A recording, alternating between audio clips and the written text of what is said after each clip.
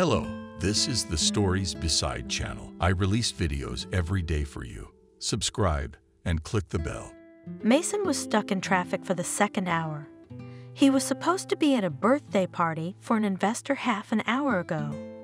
Drove straight from the clinic. Didn't even stop home to change.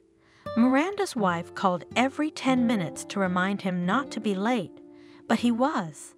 Such a terrible traffic jam was not part of the plan. It's unclear what happened there. The cars were standing dead. Every 5 minutes they'd move a meter and then stop again.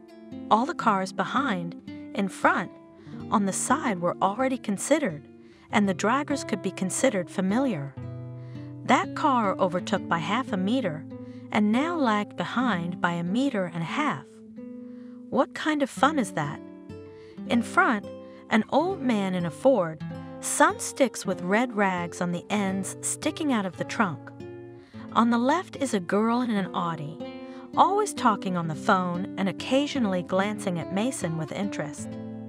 On the right, the most desperate or the most brazen occasionally fly by on the side of the road. What's ahead of them is unknown. Mason wouldn't be nervous at all. Well, a traffic jam and a traffic jam. Finally able to rest, but imagined what Miranda would tell him when he arrived. Well, if he did. It's the wife calling again. Where are you? I don't know what to say anymore. Everyone's here asking about you. Don't you realize how important it is for you to be here? I don't really understand the importance, and I don't understand what I'm doing there either. But I'm going. I can't fly over this traffic. Can't or won't. Miranda, I'll be there as soon as I can. Mason dropped the call. He doesn't need this reception. Let the investors talk to the clinic management. Why invite the department heads? What's the joy of celebrating a birthday in a crowd of people you don't know? Mason saw this investor once at the clinic. All of a sudden, he's so honored to be invited, and with his wife. He would have preferred to go home, spend a quiet evening, finally read 2 interesting articles sent to him a month ago. Instead, he goes to some party where he has to keep a straight face and socialize with uninteresting people. He's also indecently late. Miranda, unlike her husband, was glad of the invitation. She rarely got to attend receptions of this caliber. Or did she not want to look at others as much as she wanted to show herself? She realized that no one in this high society was interested in a school teacher herself. But she is with her husband, and this husband, damn him to hell, cannot get there. But those who ride on the side of the road go somewhere, don't they? Why don't you try it? Mason pulled off to the side of the road, rode the potholes for 500 miles, and got stuck in traffic again. Now on the side of the road. The curb ended, and the only way to get through was on the road. And those who patiently stood in a row were not in a hurry to let those who liked freebies through. They wanted to cheat fate. So stand there now, and in another half hour, Mason was back in the lane. Ahead of him was a Ford with sticks and red rags. What he left was what he came back to. It's ironic. Looks like he's only coming to the appointment to pick up his wife. That's fine. It's a shame about the time, though.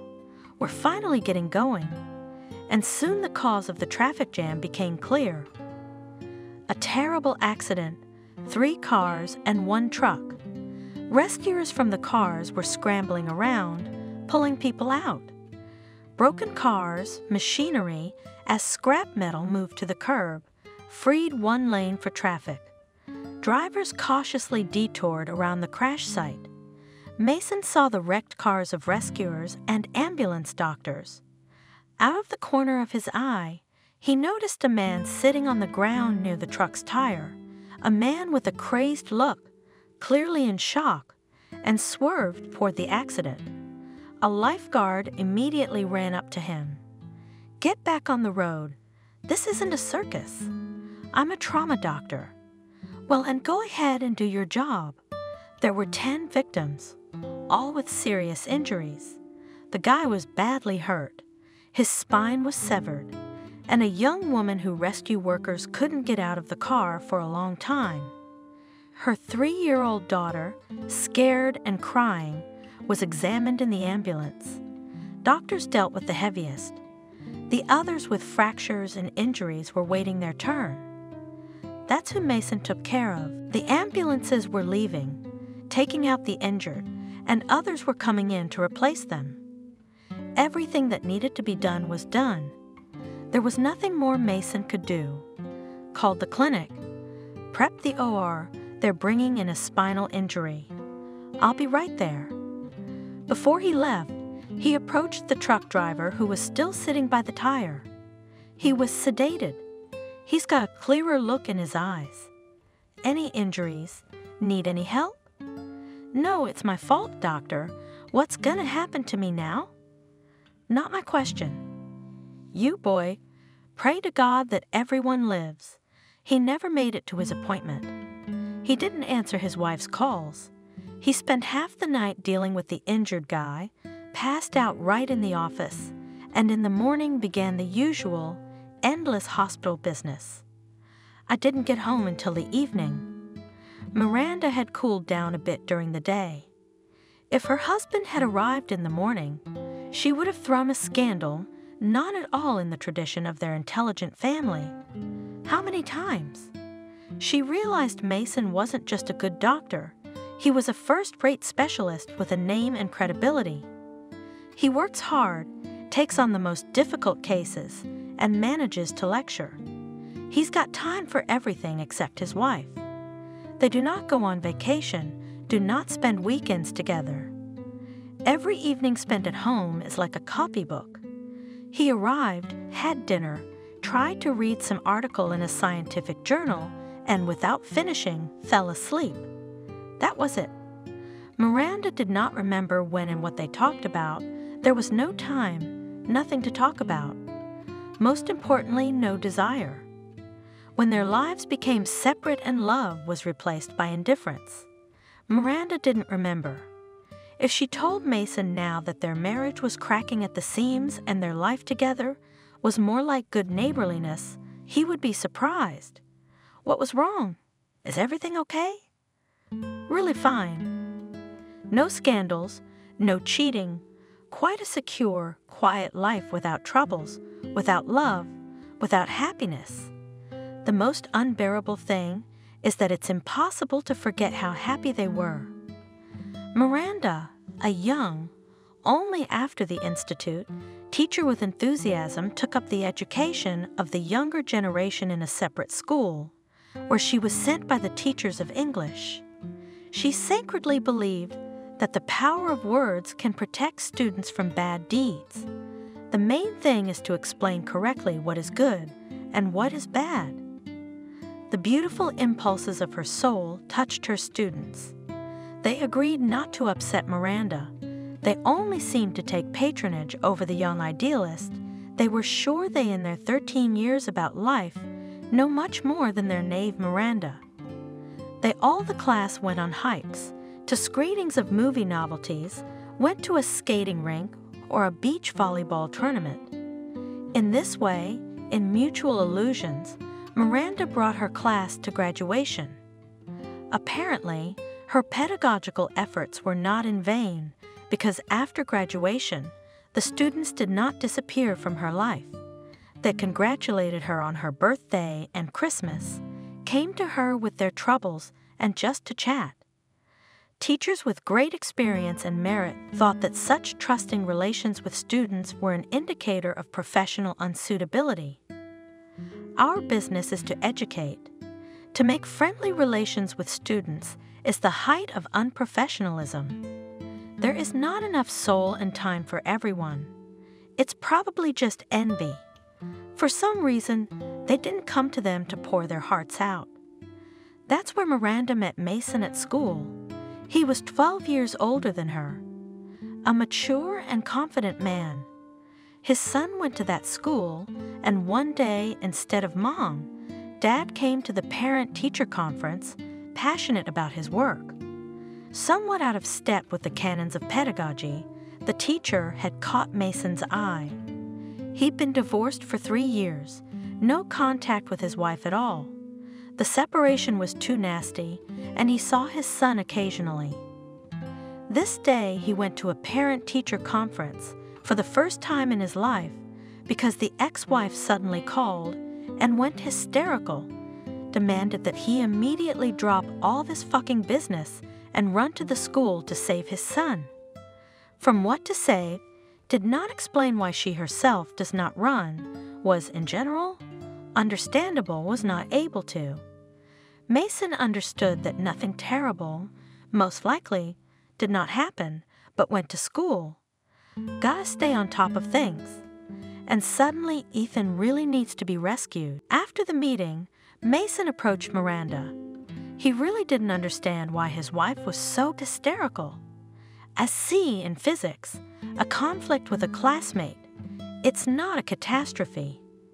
Normal school life. Unpleasant, sure, but no reason to declare a rescue mission. Miranda confirmed there's no problem. Ethan is a wonderful boy, a bit withdrawn, but kind and talented. Mason has already realized that she has everyone wonderful, talented. She will justify the worst bully and find a lot of positive qualities in him.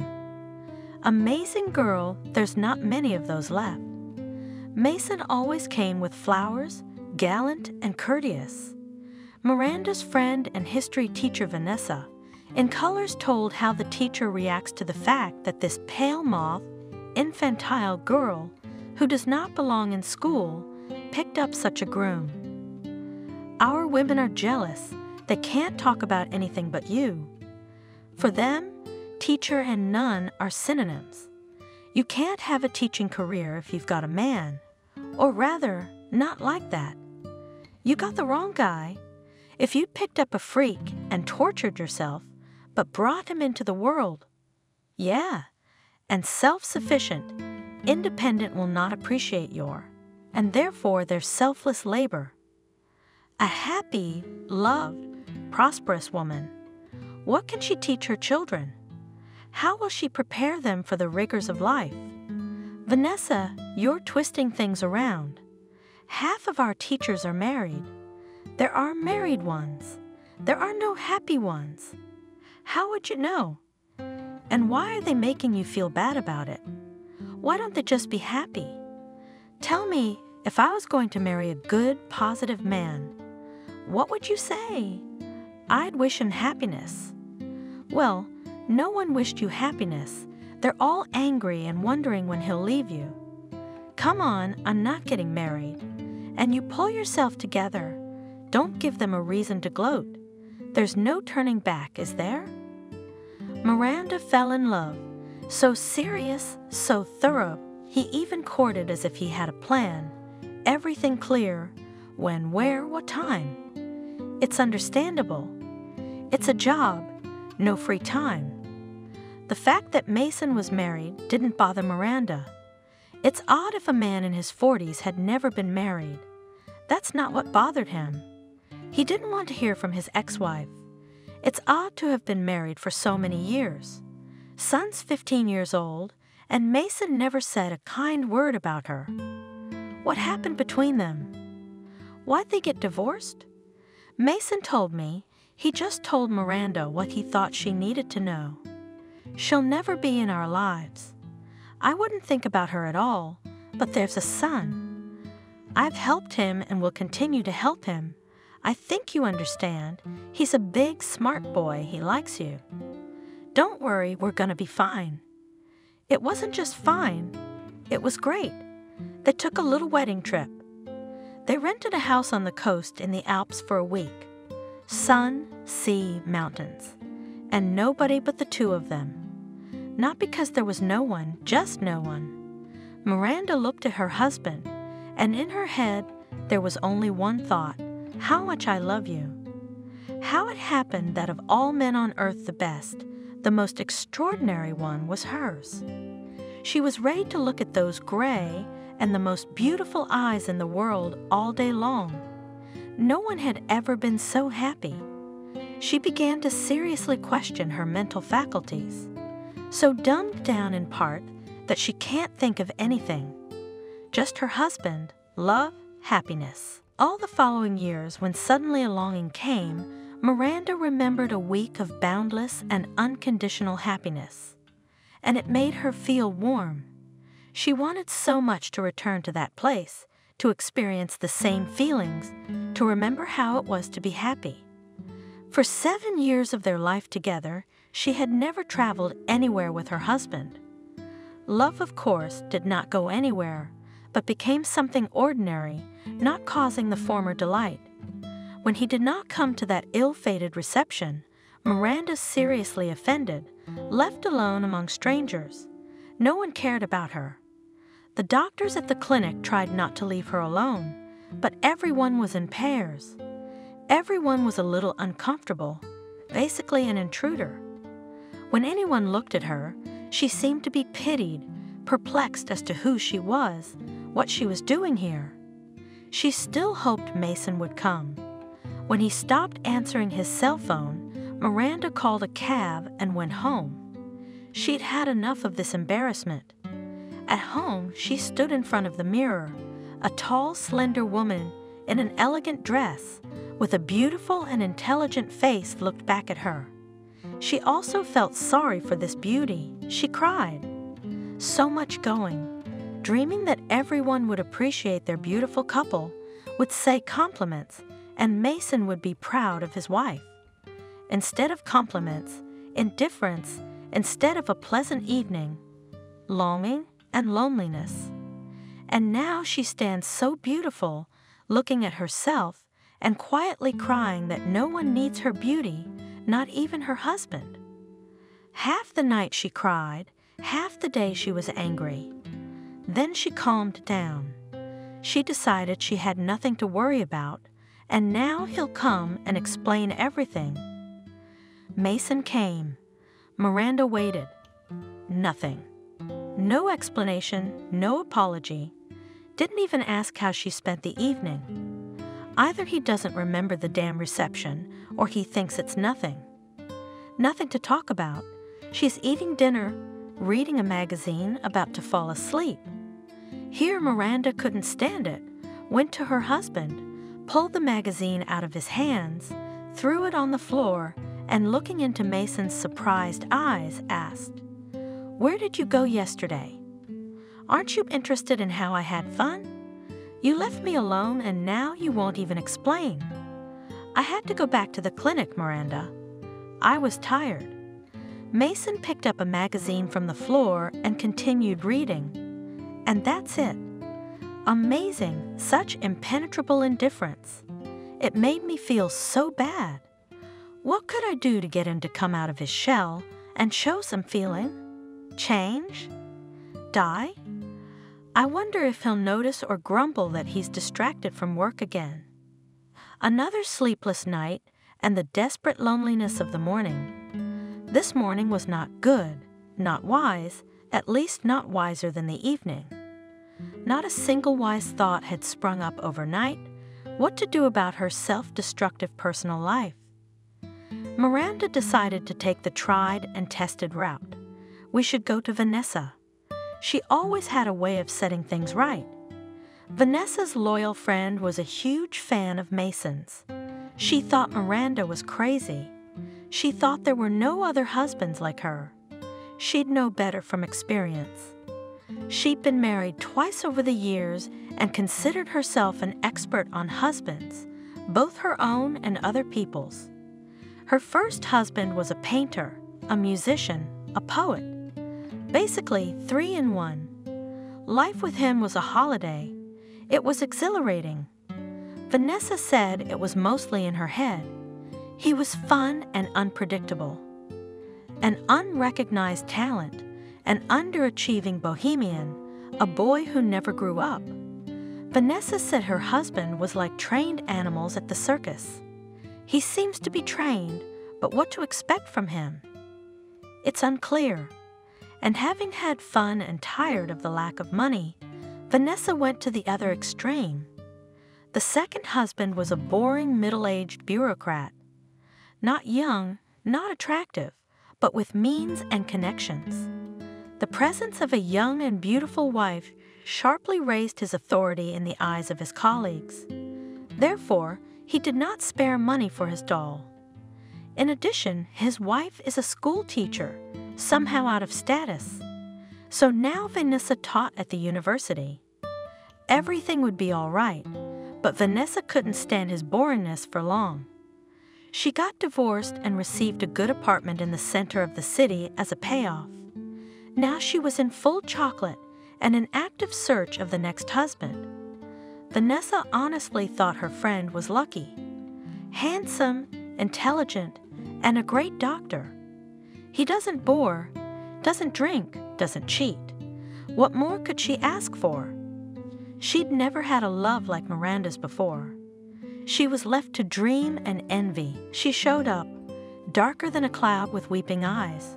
Why don't you live in peace? Vanessa, he doesn't notice me at all.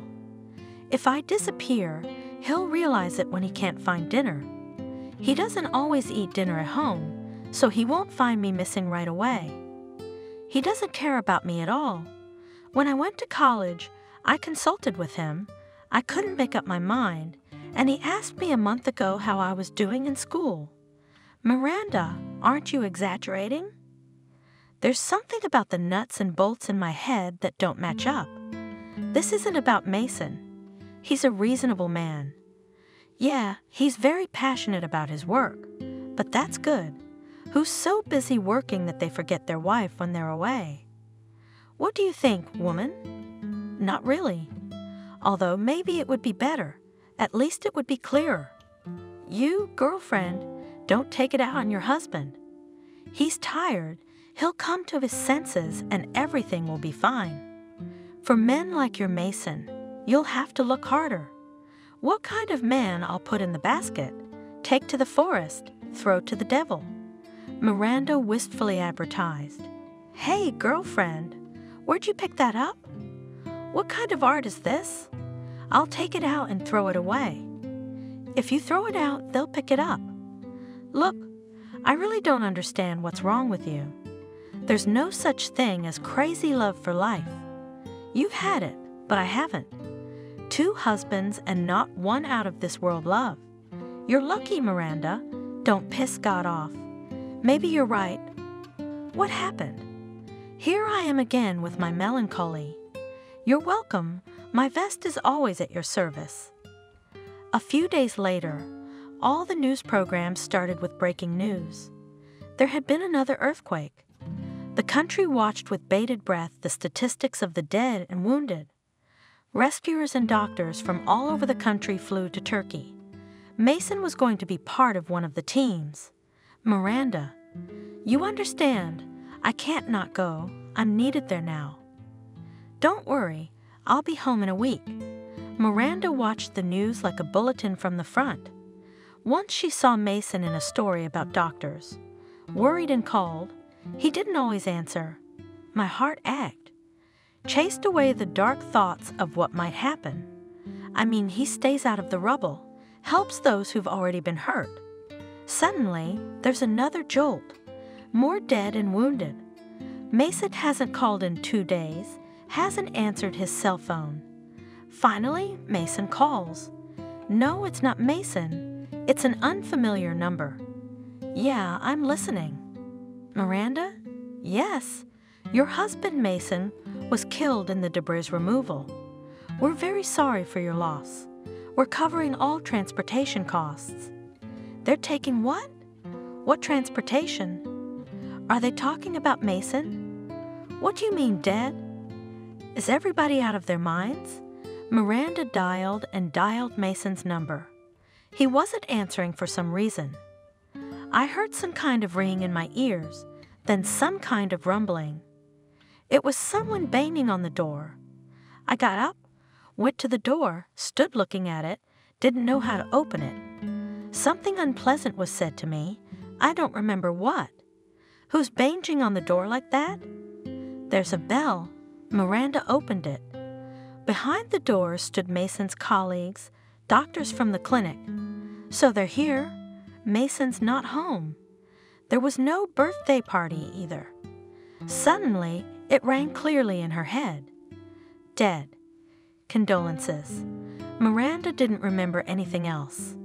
She woke up when the coffin was lowered into the grave, screamed, rushed, was held, struggled in someone's arms, and screamed. The next thing was foggy again. Like Vanessa, like Ethan saying something, feeding her something. When I came to, I was surprised I was alive. No, not surprised. I was upset. Why alive? Vanessa, like a guardian angel, always stood behind me and did not let me fall into the abyss, calming, persuading, drawing prospects, pushing me to action. In short, after a couple of months, you could talk to Miranda without fear of going crazy. To be honest, Vanessa hadn't expected Miranda to be so disturbed. Understandably, a loved one had died, but to be thrown out of her life like that. Vanessa looked after Miranda herself. Miranda recovered, went back to her normal life. It's dreary, but it's manageable. Gone are the thoughts, I can't live without him. I can. At least I'm trying. Things have settled down. I cried at night. Sometimes I forgot to suffer during the day. Then I remembered, but I didn't suffer so much. It was almost 6 months after Mason's death when Vanessa suddenly asked, Miranda, did you apply for inheritance? What application? Why? Actually, your husband had property, at least this apartment. By the way, whose apartment is it? Mason. Here. And he has a son, Hare. The ex-wife can't claim, but the son can. I suspect that you and Ethan will have to share the apartment, and if you don't enter the inheritance, there will be nothing to share. So run to the notary tomorrow with the documents. That doesn't make any sense. It never occurred to Miranda that she would have to share the apartment she had lived in for so many years. She was used to considering it her own. Only now, after Vanessa's words, she realized that it wasn't. She was registered here. She could not be expelled, but it was not her apartment. The notary turned out to be a young girl with stern eyes and not a solid ponytail on top of her head. She looked at the documents, accepted Miranda's application, and explained that Miranda would inherit half of the apartment, half of the car, and half of the dacha by law. She advised to make an agreement with the second heir, Ethan. How to divide it all? Who gets the car? Who gets the dacha? Who gets the apartment? Miranda was ready to give up the car and the cottage if they gave her the apartment. She simply had nowhere to live. Ethan probably wouldn't mind, but his mom was still there. Some weird message came through. Land and property tax arrears. Miranda thought at first it was for the cottage and apartment, but why in her name? All-knowing Vanessa advised to go to the registry and find out what kind of tricks. Oh, Miranda, I'm having second thoughts. This is not good. The doorbell rang. Miranda said a quick goodbye to James and went to answer the door. Standing outside the door was a not-quite-sober woman with permanent undyed hair.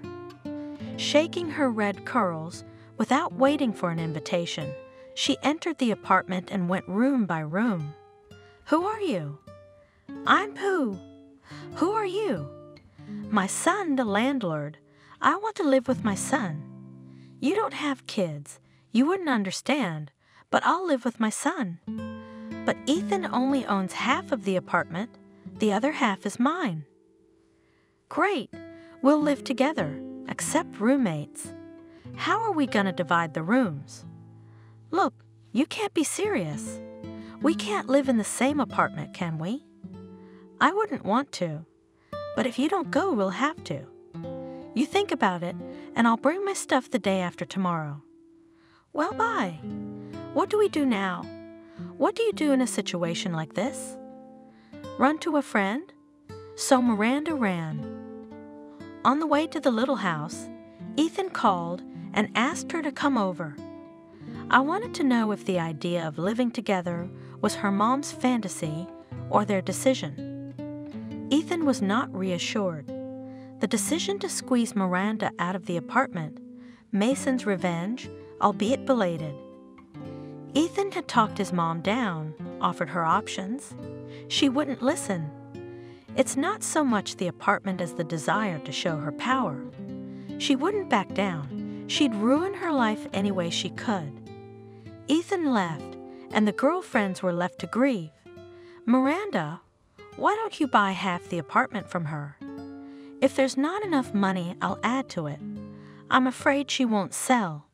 It's important to humiliate me. She dreams of humiliating me, ruining my life. She won't take money for such a pleasure. Ethan realizes that it's impossible to live like this, but she can't do anything. She has the idea to move in with me. It's fun and revenge for a miserable life. You should have seen her. She's got an ambition to kill me, and she's not going to give up that kind of joy.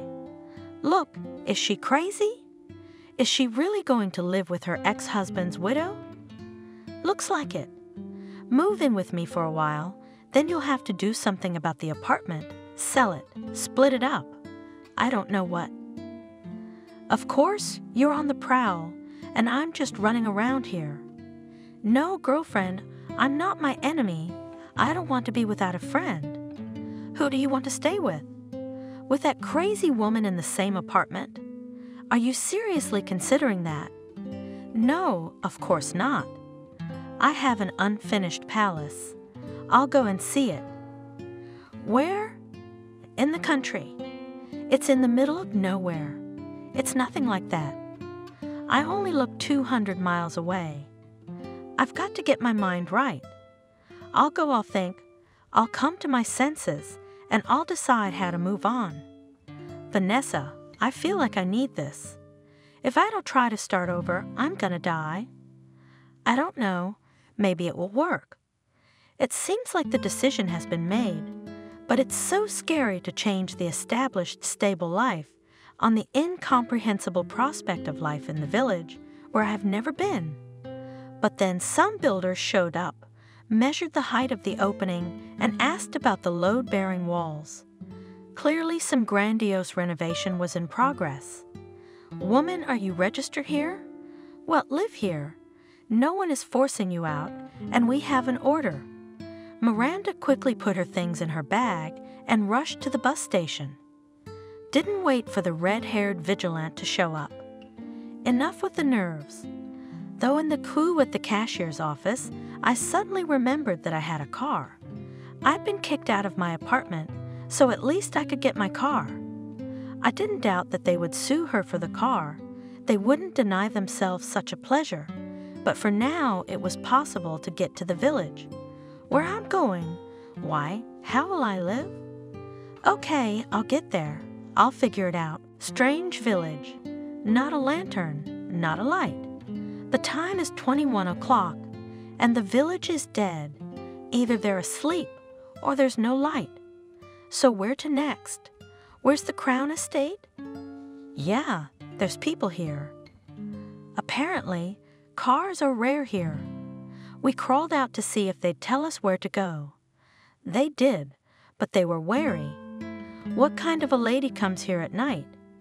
The lights are really out. There must be a candle somewhere, but how can you find it here? I shined the flashlight on my phone, found a bed, and went to sleep. I'll figure it out tomorrow.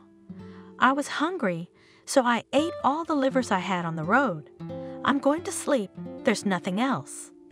Miranda was sleepy and didn't realize where she was. I guess the countryside. There's no light, but there's a manor house. I have to look around. I'm also very hungry. Is there a store here? Miranda's house was impressive. Nice furniture, big windows, curtains, dishes, fridge, TV, everything. You could see Mason really wanted to live here, all thoughtfully and lovingly arranged. He didn't tell her anything, but he made it look like he consulted her. Miranda wouldn't change a thing about the house. She loved it.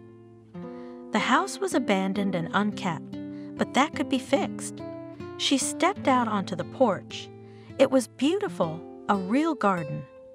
Lilacs blooming, apple trees in pink buds, some bushes, the names of which Miranda did not know. Raspberries sprawled without supervision, growing all over the plot. Under the apple tree in a thicket of burdock stands a table. From a branch, hanging from a rope swing, the ropes are almost rotten. Behind the house, impassable cherry bushes, a solid white wall. Then I'll have to climb the plot to see what else grows here. But now it's not about flowers and berries. I have to find a store and buy groceries because I'm dizzy with hunger. There was salt, sugar, macaroni, a pack of tea, and a bottle of sunflower oil in the refrigerator, which was turned off, probably hidden from the mice. Miranda took out the groceries, turned on the refrigerator, and went to look for the store. From behind a neighboring fence, a woman of about 60 years old looked at her with curiosity, came closer and asked, "Daughter, who are you going to be?" The house was empty. "I saw someone walking around the yard today. The owner Mason is here, a doctor from the city. Are you his wife?" Widow. It was the first time Miranda had ever said that word out loud. It was harsh, hard, hopeless. Divided life into before and after. "Oh, I'm sorry, old fool, minding my own business. My name is Aunt Clara, and I'm Miranda. Can you tell me where your store is? Just down the street. You'll reach the center. There's a store, a school, and the administration. If you need anything, you can come to me." "Come on in." "Thanks, Aunt Clara." Miranda walked down the street, looking at the village. It was interesting and completely different from her idea of rural life. Once, while still studying at the institute, she had gone to visit her friend Adriana. It was her first and only experience of village life. Since then, Miranda was sure that the village was dusty streets with wilted grass, old, ramshackle houses, vegetable gardens with potatoes and cucumbers, and certainly no decorations in the form of flowers and ornamental bushes. A village is poverty, lack of amenities, and hard work. It's no place for flowers. Whether that village was in the middle of nowhere, or whether things had changed dramatically over time. But now Miranda was pleasantly surprised. There were good houses in the village, a well-tended front garden in front of each yard. Even the streets were not gray and dusty, but green with flowering trees and bushes. The appearance of a new person in the village is an event. As we walked to the store, curious eyes peered out from behind every fence. About 15 times Miranda said hello and explained who she was. Vigilance in the village was at an all-time high. No one would pass unnoticed. Somehow the rumors made it to the store before Miranda. About 10 people came to see the townie. The store was full. No one bought anything. They didn't come for the same reason. They waited, wondering why they came and how long they could hold out. They're not mean people, but they're wary of anything new. They've all studied their own people. It's clear what to expect from whom. This one will give his last shirt. That one's greedy. This one rushes to help everyone. That one's a slacker. But these are all their own relatives, and here we don't know what's arrived. They say she's young and beautiful. Problems too. There are only 3 single men in the village. They don't have enough, and here's a competitor. They looked at Miranda, frankly and appraisingly. They began to ask questions cautiously. "Are you coming to us for a long time? Or just for a week's rest?" "No, not a week. I'll stay here. But I don't know how long." "What are you going to do?" "You're probably a manager or a designer." "You don't know how to work with your hands in the city." "Not really. I'm a teacher." "That's good. We have a big school. We need teachers." but it's hard to live in the countryside. In winter, it gets so snowy you can't leave the house. It's good that we have gas and don't need to heat stoves. And you can't live here without a vegetable garden. They don't bring vegetables here. Aunt Lisa, don't scare the man. Why are you attacking him? A saleswoman stood up for Miranda. I don't bring vegetables. You won't buy them, but I'll bring them if I have to. Who eats these store-bought vegetables? Are we not going to share cucumbers and tomatoes? Come to my place. I still have some potatoes and carrots left. I'll give you some.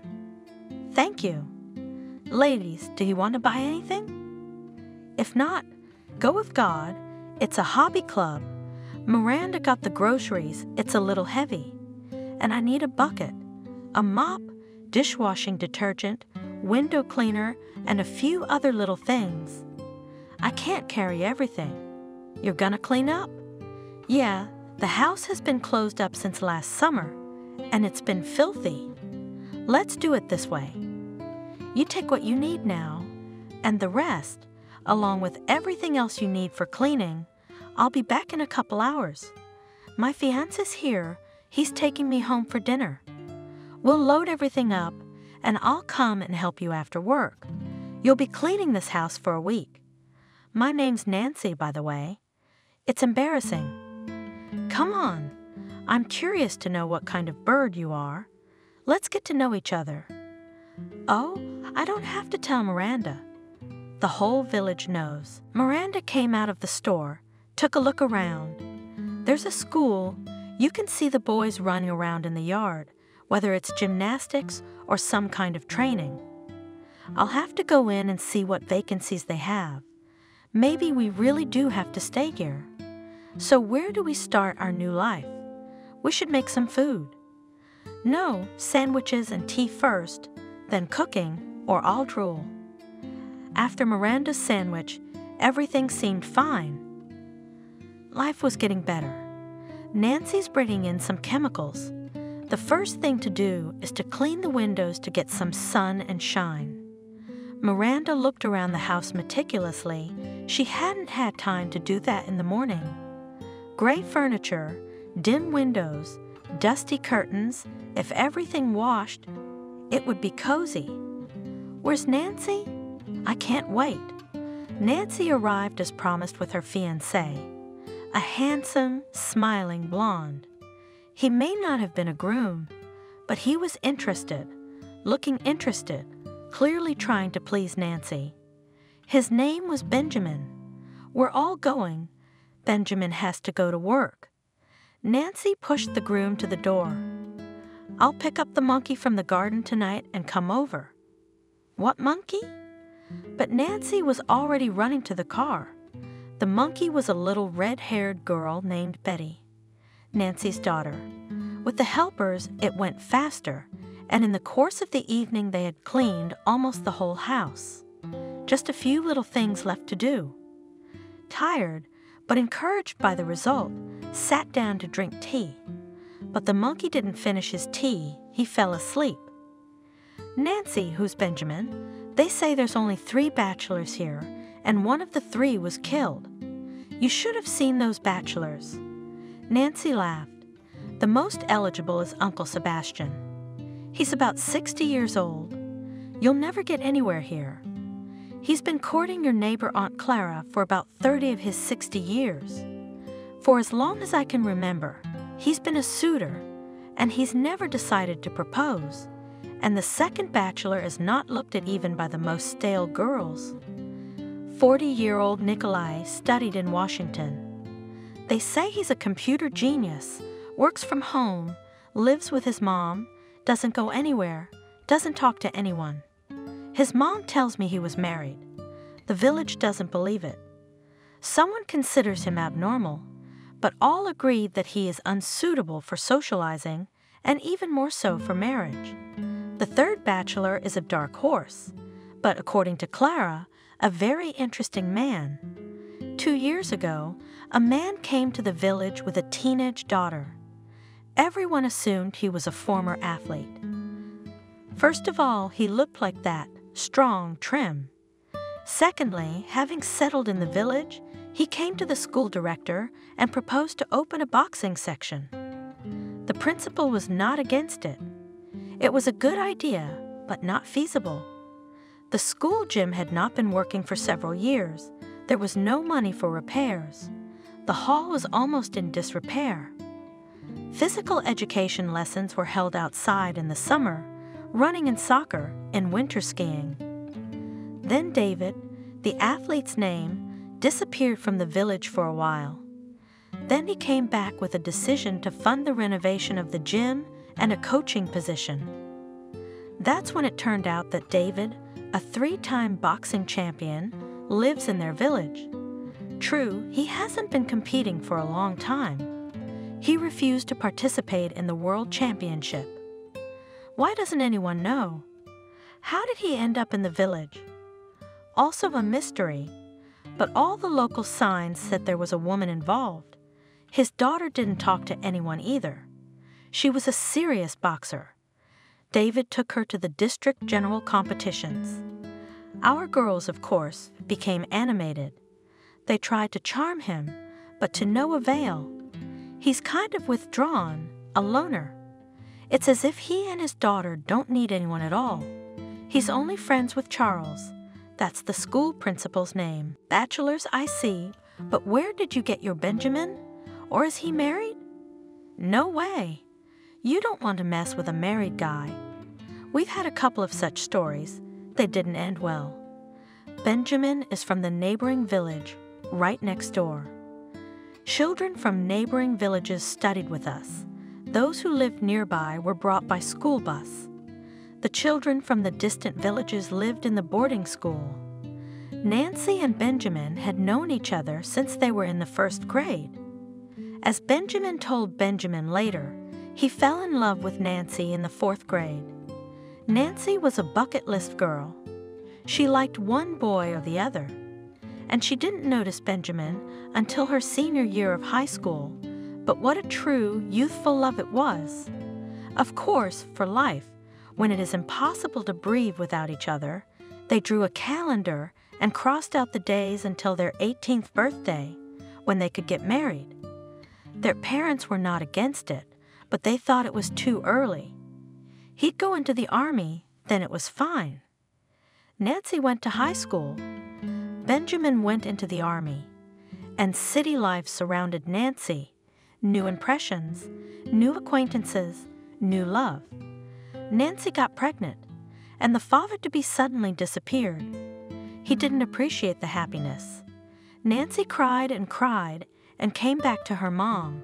She also cried, said the eternal, "I told you so," hugged her daughter, and began to prepare for the birth of the child. Nancy avoided Benjamin. Ashamed to look him in the eye, she cried at night. She felt so sorry for her first love. It was the end of her love life. There would be no love or family in her life. One joy, red-haired Betty, her mother's happiness. Benjamin turned out to be a one-woman man. Couldn't forget his Nancy. Tried to live without her. Couldn't do it. You know, Miranda? He says he can't live without me. We have to be together. And we've wasted so much time. I don't believe him. How can you forgive betrayal? I chose my destiny. I'm fine, and I don't need anyone. But he keeps coming and coming. Everything's fine, and she's soaked to the skin. She chose her fate. Why don't you ask fate? Maybe she doesn't like your choices. You've been given a chance to get it all back, to be happy. So grab it. Why are you playing the noble game? I can't get anything back. I don't have a chance. Oh, Miranda, I'm sorry. I'm just sitting here complaining. What an idiot. Nancy, if you love me, don't be stupid. Now you've made mistakes. Don't make a major one. You won't forgive yourself. Oh, listen, what time is it? Nancy picked up her sleepy daughter. It's a shame to wake her up, but she's so big, I can't carry her. Bye then. I'll see you tomorrow. Nancy, thanks for your help. You're welcome. Miranda's been cleaning and scrubbing the house for a couple more days. She made it shiny and shiny. The house is clean, cozy, livable. It's beautiful. If she could just get the plot sorted out, she'd have an estate, but she can't do it alone. She'll need brute force. Well, we'll do it slowly. Sitting at home all day was boring. Miranda decided it was time to go out and at least go to school. The headmaster of the village school seemed to Miranda like this for some reason. He was not young, obese, with glasses and a tired look, a man tortured by problems, but he turned out to be young and energetic. When Charles found out that he had a certified and experienced English teacher, he was overjoyed. Miranda, you don't know how we work here, do you? I'm a math teacher. I also teach physics. The chemist teaches biology, geography, and the history teacher teaches English. Do you realize what level of knowledge? We have only German among foreign languages, and there are no other teachers. We study in 2 shifts. It's not because there are too many students and not enough space. It's because there aren't enough teachers. Come on, I'll show you the school. Charles talked about the school only in superlatives, proud. Miranda had not expected that a school in the countryside could be as well equipped as any city school. A chemistry lab, a computer lab, a language class, all on the highest level. Maybe the repairs are simpler, but the atmosphere is somehow homely, cozy here. In the gymnasium, in the far corner, there was a boxing ring. Students were crowding around it. Judging by the emotions and cheers, something very interesting was going on. Miranda didn't understand anything about boxing. She thought it was a muzzle-beating sport. What kind of sport is it, where they hit each other on the head all the time? Charles went to the ring. Miranda preferred to watch from afar. She can't even watch it on TV, much less live. The fight was over in the ring. The athletes took off their helmets, and Miranda was amazed to see a girl who had just waved her fists in the ring. A short, frail, pretty girl of about 15 years old. A tall, strong coach with powerful arms came up to her, hugged the girl, said something, and she nodded and agreed. David, the director, waved to the coach. Come here. Charles, I have practice. Your practice can wait. Go. What a guy. The principal is on a first-name basis with the students. All right, folks, but there are professional ethics. I mean, a bump on the head doesn't go unnoticed. Miranda, this is David, the coach. He's got all the boys in the village. He's got the little ones and the ones who've left school. David, Miranda will be teaching English, I hope. Hello. Up close, the coach seemed huge. He didn't look at all welcoming. He doesn't care about Miranda or English. A rude bore. At least he could pretend to be pleasant.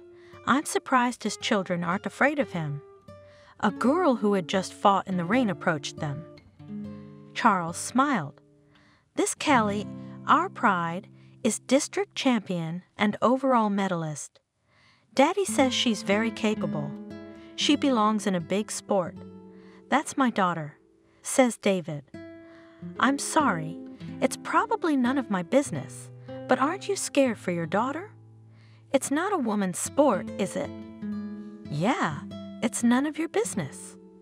Okay, this conversation is over. Time to go. Charles, thanks for the tour. I'll bring my papers tomorrow. Goodbye.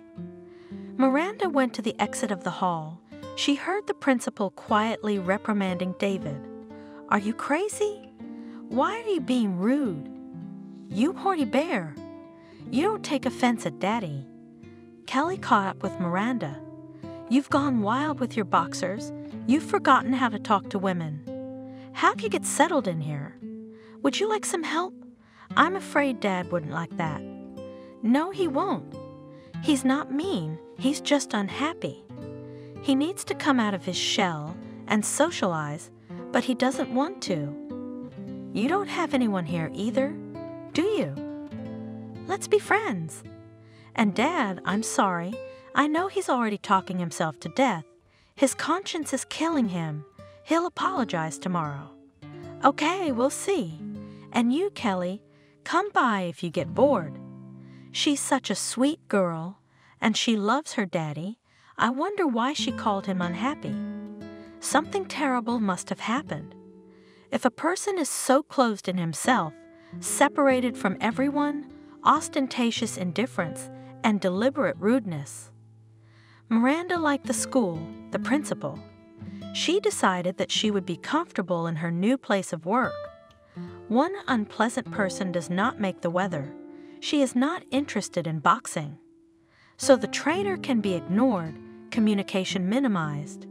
She is starting a new life, excitement about the imminent changes. No one can bring her down from her joyful mood, not even such an unpleasant person as David. Miranda caught herself thinking that whatever she was thinking about that boorish coach. That was just the thing. What did she care about him? Miranda brought her diploma and employment history to school, wrote an application, and was hired to Charles' outright glee. Too bad it's the end of the school year. But from September, everything will go according to plan. And now there is time to evaluate the equipment of the classroom, to add something, to correct, to prepare the curriculum. I had a lot of enthusiasm, and I stayed at home. Kelly often came to the office, chatting, helping, although Miranda promised not to communicate with David, but we had to see each other. He looked for Kelly after training and often found her in the English room. By the way, for the introduction scene, he apologized, as Kelly said he would. The communication was very concise. Hello, goodbye, how are you? Miranda finally got to work on the plot. It took a long time to gather her courage, telling herself that it was no big deal, that other people could handle it. In full uniform gloves, galoshes with a shovel and hacksaw, went to war on the thickets of cherry trees, up to 1/2 meter high, dug out a little more in no way. They have roots to the center of the earth, or what? Grow. Something dug out, something long and hard sawed. I got tired, sat under the apple tree, upset. There's enough for the whole summer. Kelly found her so tired and frustrated. Miranda, you can't do this alone. You're going to need heavy power. I'll tell my dad. He'll help you. No, that's not a good idea. It's not a bad idea. It's vacation time. School kids don't go to practice. Only adults, and that's 3 times a week. He cooked borscht yesterday. He'll start embroidering cross-stitch soon. It's better to use his bowgator strength for the intended purpose, and it will be more useful. The next day David came. Miranda felt so embarrassed. He would think she was the kind of woman who looked for an excuse to lure him to a house in the country. Every single woman has tried that. She says something like, I don't need anything. I didn't ask. I can manage on my own. She thought David grinned. Oh, he shouldn't have. The awkwardness was gone. The anger was gone. He'd be grinning. You're only needed here as a tractor. Miranda lifted her chin and with a royal gesture pointed. The shovel is over there. At first Miranda could see David from the window, and she pretended that she was not interested in what he was doing there. But she tried to peep discreetly. No sympathy for this man with a nasty temper, of course, no. But it was impossible to say that he was not handsome. Then David moved to another corner. You couldn't see him from the window. Miranda bent as far as she could. No, I couldn't see him. After 3 hours, Miranda thought she was being indecent. She hired a slave and didn't even offer water. She took a bottle, went behind the house, and was stunned. No thickets, 5 gorgeous cherry trees, and some bushes along the fence. Just a delight. David was tired, and asked for water to wash his face, Miranda brought a bucket of water. David took off his shirt and splashed in the bucket. Miranda didn't look, but her eyes somehow squinted in that direction. Nancy came through the wicket. Dan, what bad timing. Whoa. Nancy whispered, "What's this about mating games? It's the season." Nancy, what are you talking about? Kelly sent it, and she has a dream and an idea for us to be friends. She's worried sick about Daddy. I'd be worried too if I were you. Daddy's good. He's not good enough to be your girlfriend. I am, but he's not. And tell Kelly that you can't be friends with him. He's not fit for friendship, only for love. Nancy, stop messing with me. What are you doing here? If you're visiting, shall we go inside? No, Miranda, I'm not visiting. I'm here to formally invite you to the wedding. Oh, really? You're such a rule breaker. You've made up your mind. Stop wasting time. We're getting married in a month. Of course, I could have brought the invitation later, but I'm so excited. I wanted to share it with someone. David, are you listening? I'm inviting you to the wedding. Nancy, why him? Miranda whispered so David wouldn't hear. You don't know him at all, do you? It's a whim of mine. I invite whoever I want. Well, I'm off. The groom's waiting. Nancy left. David sat on the porch and Miranda didn't know what to do next. She was grateful, of course. She should probably invite him to dinner. She imagined this lunch, sitting across from each other, chewing and silent. It's perfect. It's like a romantic date. If she doesn't think of something now, he'll leave. Isn't that what she wanted? And now you're looking for a reason to stall. That you liked him or Nancy's example inspired you. You want to get married? Yes, I liked him, that's for sure. Not everyone would go to a woman who shows her disdain as much as she can to dig cherries. And then he's so cute. Miranda hadn't thought of what to say yet. David had already put on his shirt and was about to leave. Kelly saved the day. She flew into the yard and slowed down. Oh, Daddy, I'm glad you're still here. Let's take Miranda to dinner. Miranda, you have no idea how good a cook he is. He also plays the guitar. What, at the same time? No, at the same time. Kelly, did you and your dad agree on this? I'm fine with it. All of a sudden, David's coming out. Well, that's it. It's a deal. We'll see you tonight. They left and Miranda was surprised. How lucky that she didn't have to make the first move herself. David and Kelly were walking home and he hissed, "You're a smart and beautiful girl, but I think it's time to whip you." Daddy, don't pretend. I can see you like it, Miranda. What would you do without me? Thank you, or you'd be walking in circles for another year. It's too late to whip you. You're 10 years too late. Miranda was going to visit, pulling out almost her entire closet to wear. Isn't that a little flashy? No one will think she's dressing up for him. It's boring. It's unfashionable. Here's a light-colored sundress with little flowers. Modest but tasteful. God, if anyone had told me she'd be dressed up and nervous about meeting a nondescript dork. I have spat in his face. What a way to turn fate around, huh? Dressed up and nervous. Dressed up. I went out. And there's Aunt Clara from behind the fence. Where are you dressed up? You can't go anywhere in this village without supervision. What do you care?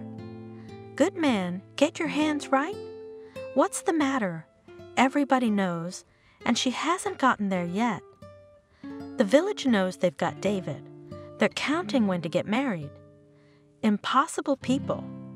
It's understandable that we're bored and want colorful events, but not to such an extent.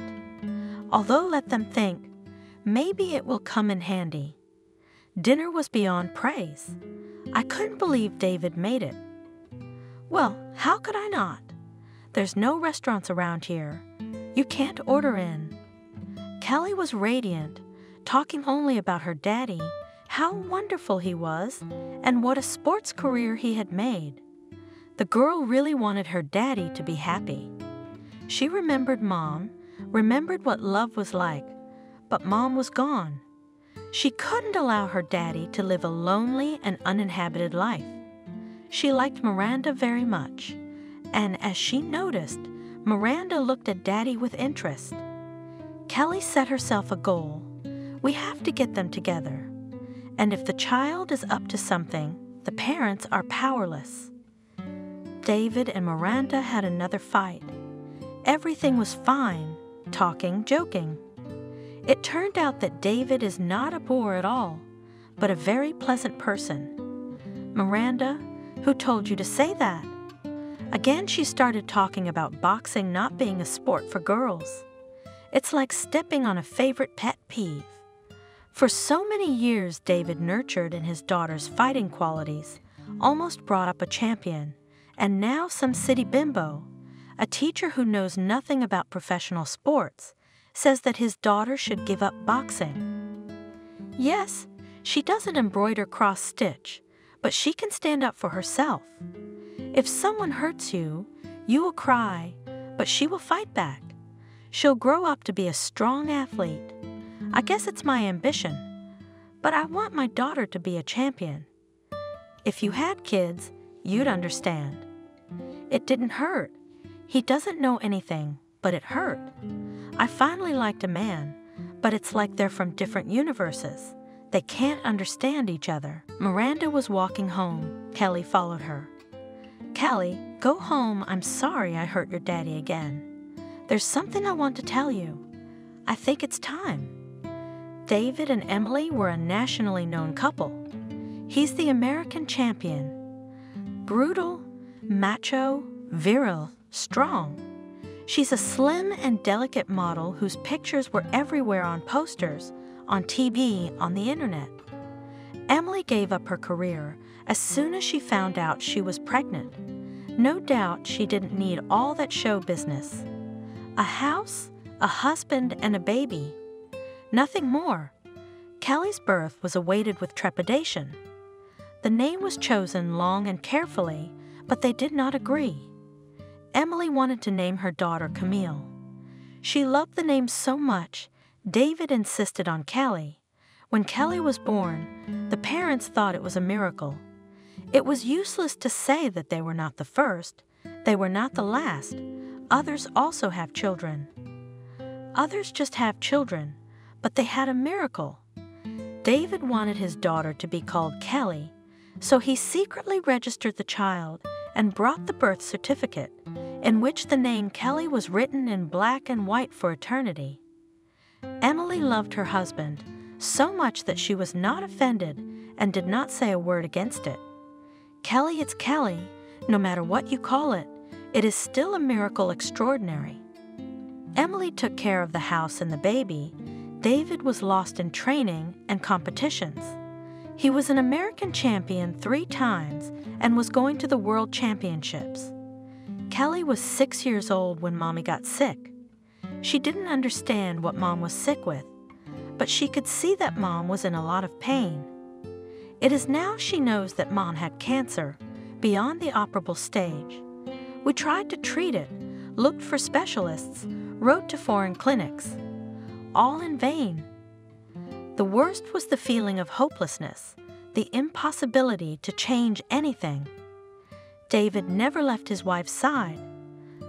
Constant care, medication by the hour. Everyone knew Emily was dying.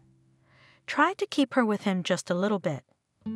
After his wife died, David withdrew from the World Championships. Kelly was quite small, and trusting her to her relatives was not something he could do. He could not leave her to anyone at all, even for a day, seemed to betray Emily. The sports career was over. The coaching job remained. Kelly everywhere dragged with him, slowly began to train, she liked it, and the ability was. His pupils consistently became medalists in competitions. He was proud of their success.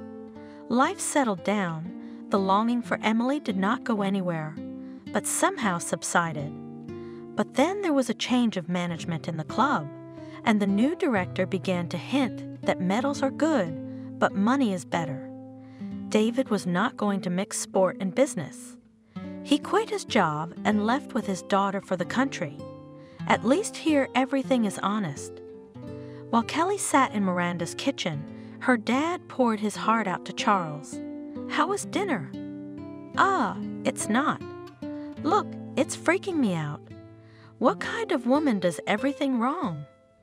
"Well, don't go to her, come on." I can't. She's as annoying as I like." "Then conquer." That's the kind of pithy man talk. Miranda was already timid in front of David, and after what Kelly said, she felt like a complete fool who, knowing nothing about a man, managed to judge. And what's worse than judging? How many times Miranda scolded herself for her language. Miranda tried to see David less often. It wasn't her fault, but it was scary to look him in the eye. But he'd come by, clean the lot, fix the house. Of course we'd see each other. My heart sank, but I didn't have the courage to talk. Who would I ask for advice? Vanessa, of course. It's been a long time since we've gossiped. It's about time. I spilled everything. I didn't hide anything. Vanessa didn't understand what the problem was. Any competitors? Any interested parties? No competitors. You don't like it. I like it too much. My friend, I don't understand you. You went to a remote village. You ran into a prince. What's wrong? The prince's horse is dead, and he can't get there on foot. Do I have to propose myself? No, wait, not yet. I'll come back in a couple weeks. We'll figure out what to do. Charles said conquer. How? The whole plot's been dug up. The fence repaired. The taps and locks are fine. What else is there? And the answer is silence. Everything is decent, polite, and indifferent. It's useless to consult with Charles.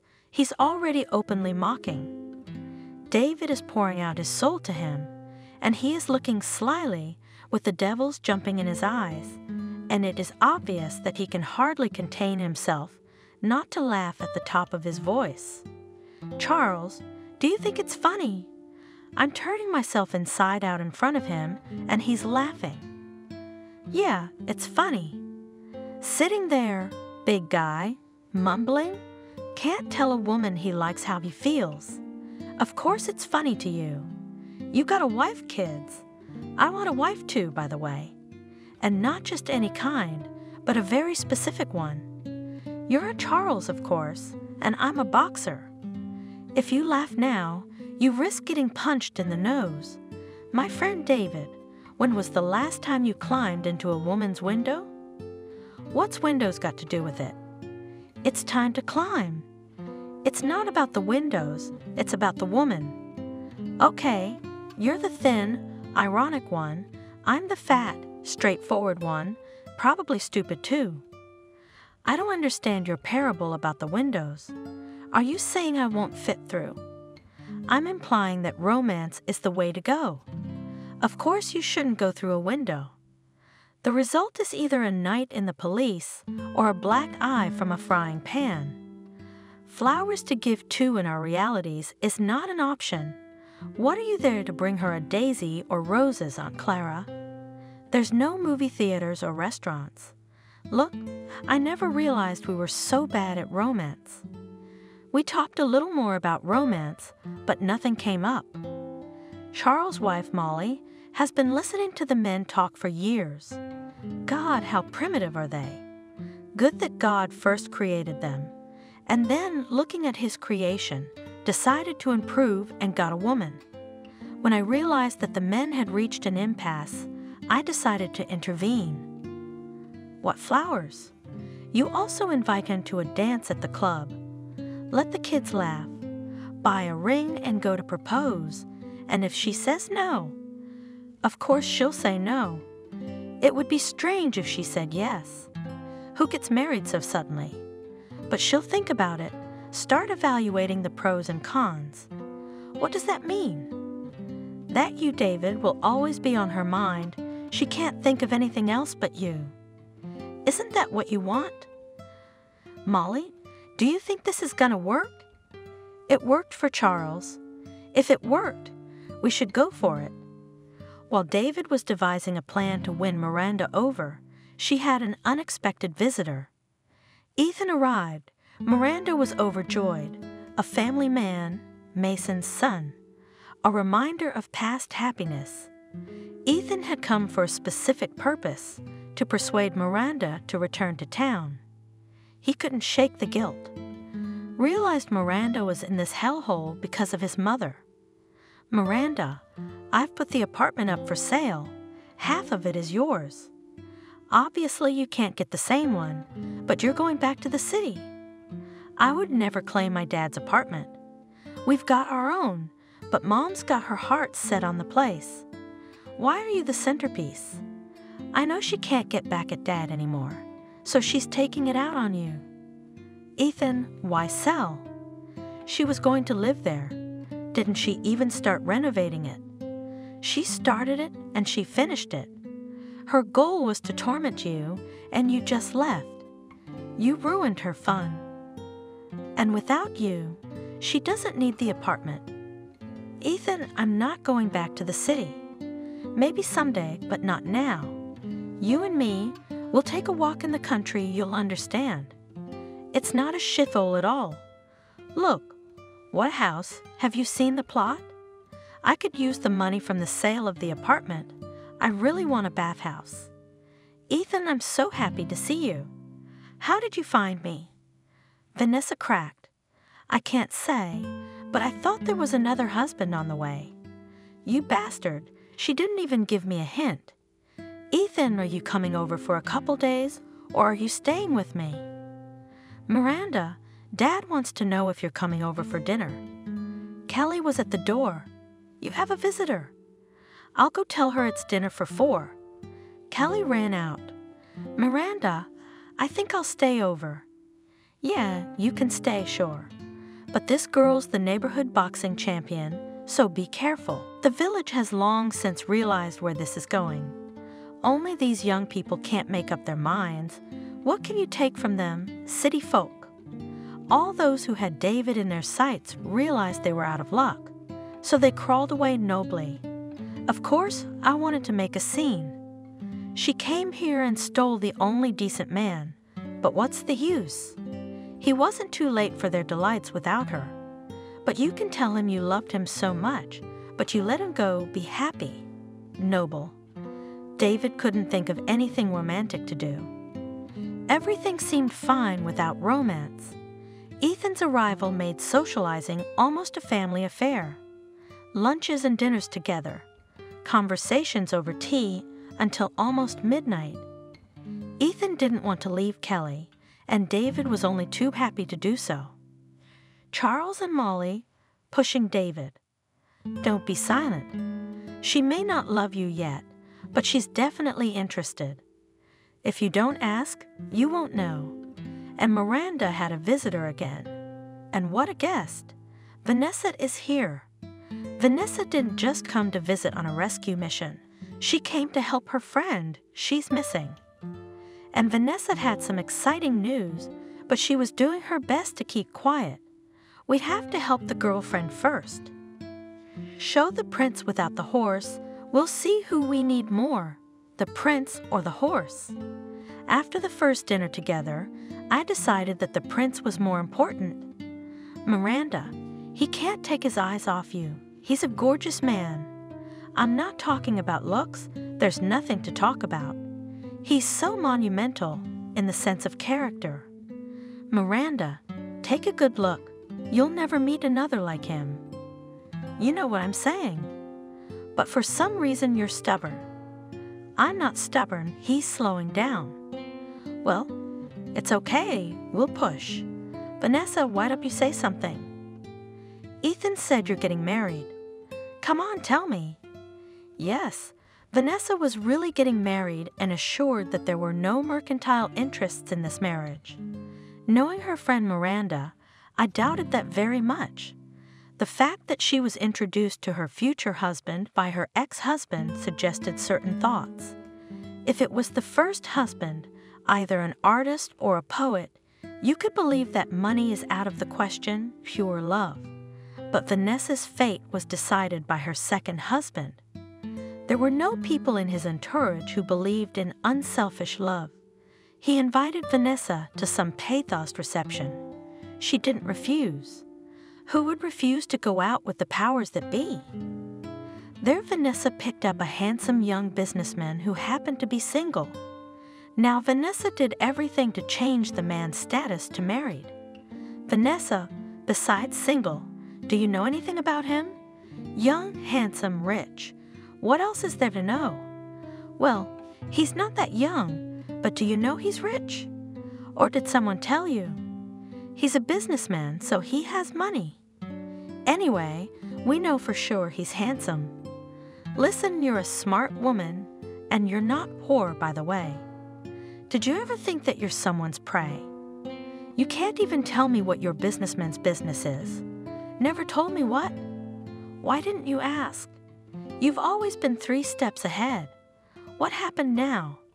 I can't believe you've been brainwashed by mad love. I don't know your businessman. I've never seen him. But men his age and with a lot of money don't get lonely. Miranda, what are you saying now? That he's a con man? And Alfonso, I'm afraid. Vanessa, it's just my impression. I don't insist. But take a closer look. Don't get carried away. You've already dived in twice. David kept trying to talk to Miranda. It didn't work. It's easy to advise, don't be silent and say it. Kelly is in the way, Ethan, who won't leave her side. And now Vanessa's added to the mix.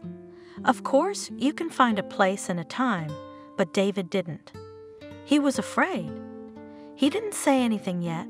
He hoped she'd say no, then he'd have to crawl away, and then have a live. One night, when Kelly and Ethan had gone to the club and Vanessa had tactfully left, David made up his mind. Miranda, you can see I like you, can't you? You don't have to say anything. If you say you're so nice, but I don't want to hear it. I told you so you'd know. You already knew. Now you know for sure, think, the step is yours.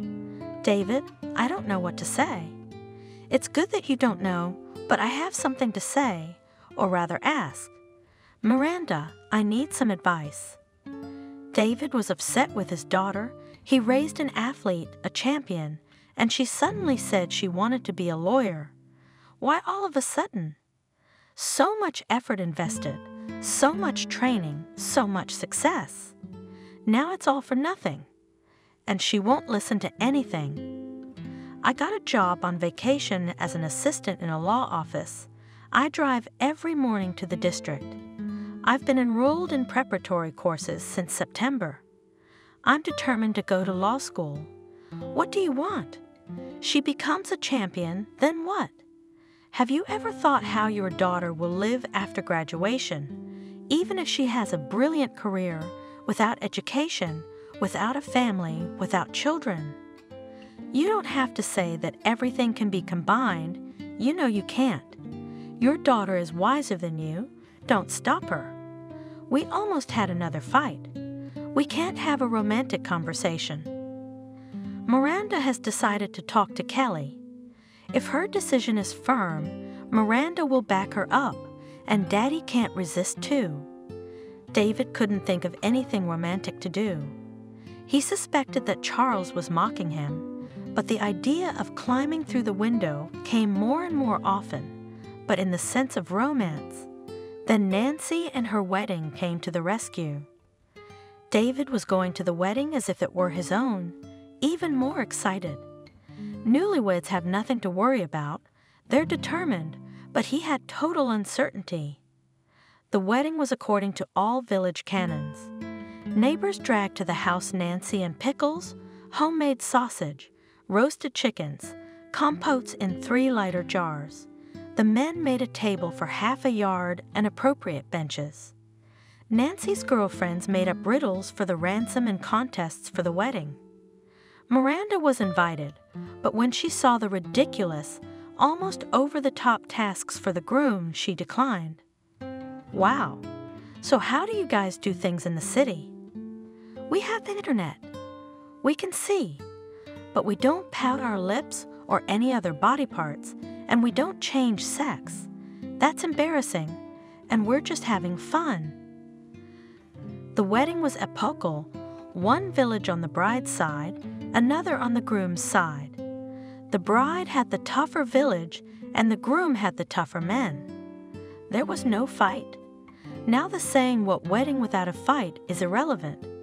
The bride was beaming with happiness. The groom shone like a copper basin. Betty lived up to her nickname, Monkey. She grabbed her mom by the hem of her beaufant dress or hung on Benjamin. Contests, jokes, toasts, songs, dances. The people had fun from the heart. Not often in the village happen events of this scale. Now there will be enough talk for a month. They'll be recounting who did what, who said what. The heroes of these stories will say, "It never happened." Maybe it didn't happen. It doesn't matter. In the annals of the village has already been written, and with each retelling will be added new colorful details. They say that if the guests sing a lot at a wedding, the life of the young people will be cheerful and happy. If it works, Nancy and Benjamin will be the happiest people on Miranda, and they'll be laughing all the time. The accordion player, Kevin, played all evening with a break for a drink. The people demanded songs. They sang the most heartfelt ones. Because Kevin did not have time to snack, in 3 hours we were left without accordion. The young people rejoiced they could finally turn on some normal music. They, of course, turned on, but after 10 minutes parents demanded to turn off this nonsense and turn on something soulful that for them soulful guys did not know, so they turned on Disco 80s. They got it right. Even those who had never gotten out of a chair went dancing. David walked up to Miranda, extended his hand. Miranda put her hand on David's shoulder. They danced. David thought, this is it. Romance. Miranda's heart sank. She wanted to say her love, but it seemed like a man should be the first to say it. He didn't talk about love, but he said he'd take a step after her. No, I can't take that step. Why don't you say something, you big guy with no sense? The wedding was in full swing, singing and dancing, and Miranda suddenly remembered her and Mason's wedding. She remembered it without longing, without hopelessness, with sadness, sorrow, and gratitude. For the first time since Mason's death, thinking of him was just a bright memory. But the tears did come so as not to ruin people's holiday. Miranda got up from the table, walked out of the courtyard, and walked towards the river. She didn't want to part with her thoughts about Mason. The stinging sadness was no longer painful. Miranda felt like Mason was letting her go. She said to move on, be happy. Don't rush back to me, I'll wait. David went after Miranda, but Vanessa stopped him. Don't. Let her be alone. She's saying goodbye to her past. Don't interfere. David didn't let her go, but followed her. She understood. Miranda won't go back to the city. This is her destiny. She's a little stubborn, but she's not going anywhere from this man who's not much of a talker, so reliable. Oh, why can't she have any luck? It's always some fake prince. She wants love so badly. I guess to be loved, you have to love yourself. Fate is like a boomerang. It gives you what you put into the world. Miranda knows how to love, but she keeps calculating and guessing. I guess she miscalculated. Well, we're young and beautiful. We'll have time for that. Vanessa found Miranda. She was sitting on the bank, looking at the slow river, sat down next to her and hugged her. Don't be sad, my friend. Tell me, are you going to come back? Not right now. The school year has just started, and I can't leave everything. It's a bit scary, of course, how I'll live here in winter. But the others live. They won't let me go. Of course they won't, especially one of them, the big one. Vanessa laughed. It's so funny to look at you, just a beauty and a monster. The beast is very handsome, though, and he keeps his eyes on you. Miranda, what more do you want? You can't get Mason back, and David loves you. Why do you get such great men? Why am I any worse? You're a little hasty with the getting. Vanessa, what am I supposed to do? I like David. Kelly wants to get her daddy settled. She's doing everything she can to push him. Ethan's here for 2 days, but he's been here for 2 weeks. It makes sense. Kelly likes him, but I don't understand. Vanessa, I can't tell him I love him myself. He's healthy, strong. He's not afraid of anyone but me. Nothing, you'll get through the winter, and then we'll see. I'll go home tomorrow. I came to save you, but I don't seem to have anyone to save you from. I'm going to deal with my businessmen and my ex-husband at the same time. What a bastard, taking revenge by planting a con man. Well, I'm going to get out of your way. There's a David standing behind the bushes. It's getting dark. A huge moon hung in the still bright sky. The river was murmuring. One could hear the wedding singing, smelling of hay, flowers, and water. It's good here. David came over. Shall I sit with you? Of course, David. I know it's none of my business, but why didn't you get married again? It's hard to be alone with a baby. No, it's not. It would have been worse without Kelly. She saved me. I didn't get married because I was waiting for you. Miranda, why don't you stop beating around the bush? You see how I feel about you. If you can't see it, ask the village. They saw it all long ago. They sat side by side and looked at the river. Each of them was thinking about something else. David glanced at Miranda, though he wanted to look at her without stopping. He thought that fate had given him a chance to be happy again, had sent him this woman. But he can't decide to accept this gift. Fate might take offense.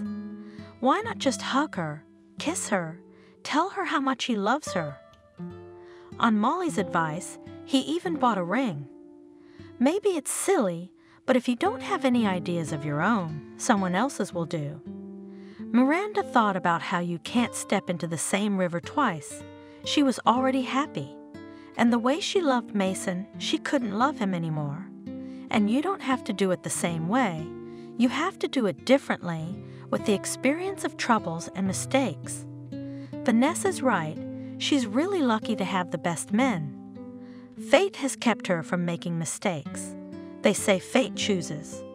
No, it doesn't. It gives you a chance not to make a mistake. Miranda didn't make a mistake. She won't forget Mason. Just like David will never forget his wife. They even share the same fate, the same grief. Then happiness must be shared. It should be, but if David keeps quiet, that shared happiness may never happen. Come on, David, say something. David didn't say something. David did. He hugged Miranda, kissed her, and pulled a ring box out of his pocket. Miranda, will you marry me? Miranda was confused. There was such a look of bewilderment on her face that David laughed. It was exactly the reaction I had expected. That's what Molly said. Molly who? Charles. She said you'd say no, but you'd think about it. Or not say no. I know it's the height of levity to think you'll say yes right away, but will you take the ring? You'll look at it and think of me. You will, won't you? About what? Who, me? Miranda smiled enigmatically and clung to David, thinking to herself that she was already thinking about him.